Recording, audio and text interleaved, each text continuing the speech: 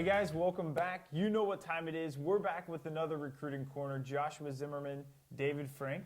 Hey guys, how's it going? Just a quick reminder, subscribe to our YouTube channel. Get this sent to you every week once we've got it. Let's get right to it. Josh, what's going on? It's March Madness. Got my Florida gear on, so taking on Marquette tonight. What about you? How's your bracket looking? My bracket, it's tough to, can you say your bracket's bust already? I think it was bust before it even got started. I think most people's brackets got busted as soon as Lehigh beat Duke.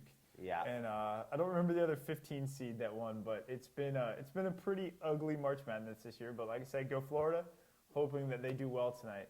All right, so we're jumping right in. Today we have a lot of topics to cover. Definitely going to run through them, but definitely going to cover Friendship Charter School. Yeah, Friendship Charter. We got Dante Poole, the Murray State star. The volleyball coach is bringing us more great advice. Texas opposing multi-year scholarships. Then we have some more on, guess what? Social media. And people are making laws to help student athletes ask questions. And then, of course, we're going to cover, I know I'm a Florida fan, but my alma mater, FSU. Right. And one last thing, guys, instead of the question of the week this week, we're giving away a special offer at the end of the show, so stay tuned and you get a great opportunity. Sweet. All right, guys. So first things first, we want to jump into Friendship Charter School. Not sure if you've ever heard of them. They are out of Washington, D.C., and someone told me that their head coach, Abdul Rahim, has some great luck with scholarships. Yeah, this is a great article. We're going to definitely link to it in the show notes, and I wrote a blog article that explains a little bit more about it. But I think the take-home message is this little charter school in Washington, D.C. is getting 19 kids off of their football team scholarships to play college football. What this coach does is just exactly what every coach and every athlete should be doing to get themselves recruited. He talks about academics, he's talking about character, he's talking about promoting yourself. So definitely check out the blog, check out the article. There's just too much good stuff to cover, but we wanted to point out that article today. Definitely. The interesting thing with that is he's getting 19 players with scholarships this year.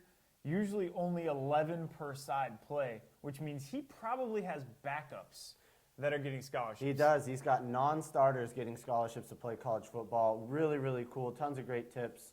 Anyways, like we said, it'll be linked to in the show notes. All right, Dante Poole. He's a Murray State basketball star. He took kind of a bend-around path to get to Murray State and to get into the NCAA. Why don't you explain what that is? So definitely. So Dante Poole is actually Murray State's #2 scorer this year. He's having a great March Madness. We definitely wanted to talk about him for the fact that he came up. He originally signed with Colorado State University. He came up half a credit short of your NCAA eligibility and ended up not being able to fulfill his NLI with that school because of the fact he was ineligible. He went to prep school, ended up then after prep school signing with Murray State. The interesting thing here is, kids, make sure you know what your eligibility status is. As a freshman, start looking into the core classes and follow them. Get with your guidance counselor. It would be awful to be a senior already signing an NLI and finding out, guess what? It's not going to happen. Yeah, right. Dante was, kudos to him for all the hard work. He had to go to a prep school and work back his eligibility and ended up getting the opportunity at Murray State. But more times than not, those eligibility, the kids just don't get the opportunity. I definitely agree. So next up, college volleyball coach brought us another great article. A parent wrote in about her daughter basically being toyed around with the D1 coach and had some confusion over the language the coach was using. Yes, it's a really great article, and I think what I liked most about it was this parent was a really, really informed parent, and they used some sensibility to understand and break down the coach speak. So their daughter was kind of a fringe D1 player and was being strung along by this D1 program, and ultimately the parent said, she asked the question because she wanted to confirm her own suspicions. She said, look, I don't think this coach is that serious about us. He's not really giving my daughter a direct answer on where he ranks her in his recruiting class. We don't feel comfortable with going here. Should we, are my suspicions right? Is this just a walk-on opportunity? And the coach does a great job of explaining, yes, you are right. If coaches aren't giving you a direct response on where they rank you in their recruiting class, they're not that serious about having you on their team. And then he goes into some of the pitfalls about walking on that I think is really useful as well. Guys, keep in mind, walking on is a great opportunity, but it also can create liabilities and make you expendable. So you have to know what you're getting into, and you have to do that by asking questions.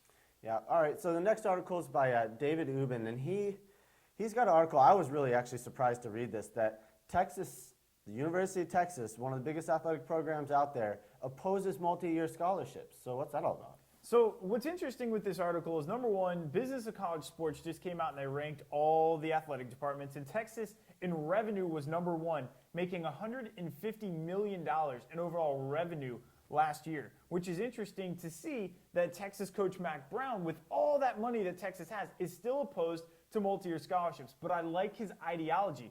He's opposed to it because he says, guess what? If I'm telling a kid that he's getting an automatic 5-year scholarship, where's his effort? Why would he try? What's he supposed to do to continue to use that? Right now, at least Mack Brown can hold it over his head and says, guess what? If you don't try, you don't have a scholarship next year. He says he needs that continuous competitive advantage there, which the multi-year scholarship now takes away. Yeah, I think he's right. And the rule, I think itself, was made, like a lot of other NCAA rules, hastily to cover up for a couple of abuses of the privileges. But I like Mack Brown's point. I think scholarships need to be year to year. I definitely agree. So next up, we have a joint venture by Kevin DeShio from Fieldhouse Media, along with Ronnie Ramos from sportsjournalism.org, that are talking about the perceptions of how social media might be starting to swing. Yeah, so if you guys aren't picking up on it, we talk about social media every week because social media is becoming integrated with everything about recruiting. If it's not current student athletes, it's prospective student athletes, it's junior high kids on Facebook and Twitter. Both of these guys covered that there's just some really good best practices when using social media. And they talk about the double-edged sword, the term you love to use, and I think it covers social media perfectly. There's so many benefits, so many good things that it does, but there are the pitfalls of social media. And people like Fieldhouse Media and Kevin, they do an excellent job of telling you the good ways and the good uses of it. Those articles are really useful for you to read them over and just get an idea of best practices. Definitely, guys. And like he said, double-edged sword, what he means by that is that, you know, you do have people that are out there using social media for its benefits and for everything that it's positive for. But then you do have the knuckleheads that just refuse to learn how to properly use it. And unfortunately, when you bring in sometimes uneducated, immature athletes, it happens. So definitely pay attention to that article, link in the notes. Next one coming from Dan Fitzgerald. Talks about a new law coming down in California and what was the other state? Connecticut. So California and Connecticut passing a law that is going to mandate schools make student athletes aware of certain things. Essentially, it's a law about getting student athletes to ask certain questions about their scholarship rights. What is this? So basically, Dan Fitzgerald is a lawyer, a sports lawyer, but he also writes for Connecticut Sports Law, which is his blog. And the interesting thing to me on this is that the law passed January 1st, 2012, and it basically said it's called the Student Athlete Right to Know Act, that the athletic departments have to post and disclose information that was either previously unknown or usually unasked about scholarship opportunities. And it basically says that they have to disclose all the information about scholarship renewals, how those work, exactly how they work, transfer rules to let you know how you can and can't transfer, as well as what is covered and not covered, including medical expenses. So as a parent or an athlete, you need to know that you have to ask these questions. Don't just sign a scholarship offer thinking it's the greatest thing since sliced bread. You need to go in wide awake and with your eyes wide open, knowing that there are some things that might catch up in the end. I think it's great that they are telling people that they need to ask these questions, but I also think it's ironic that they have to pass a law so that people know that they need to ask questions. Yeah, it'll be interesting to see how this law actually gets mandated. It'll probably end up as a page on the back of their website saying, hey, you didn't read this page. You missed out. I definitely agree. And it's interesting, only 2 states right now have it. So we're waiting for the rest of the states to possibly jump on board. So next up, ESPN writer Mark Schlabach. You guys have seen him all over NFL Live and all that other stuff. He wrote an article on Florida State University's offensive line and their international presence. Right, so when you read this article, you get the impression that these football programs are going out and recruiting internationally and finding these recruits all over the world.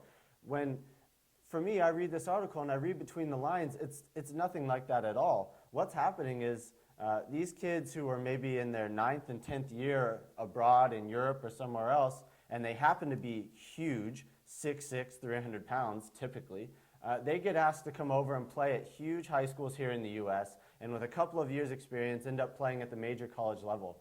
I think the story itself is interesting, but if you're a recruit and you read it, you're going to think, oh, they're recruiting international student athletes, and it's not really that easy. They're recruiting really, really big student athletes who are coming here and playing high school for 1 or 2 years.